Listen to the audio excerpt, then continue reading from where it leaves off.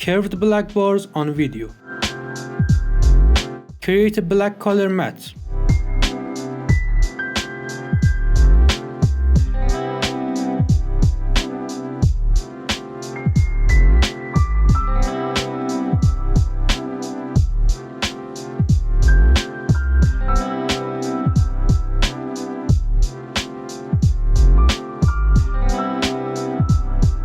Create an invert rectangle mask for this layer.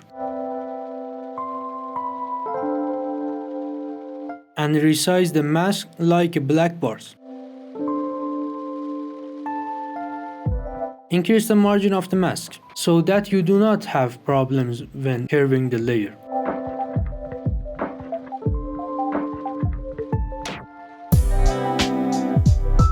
Nest the black bars layer.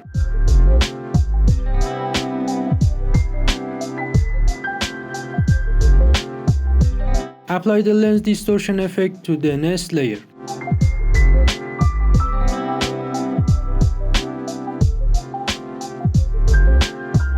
Increase the curvature parameter. If you feel that the layer we made nest is not the right size, change the position and scale of this layer.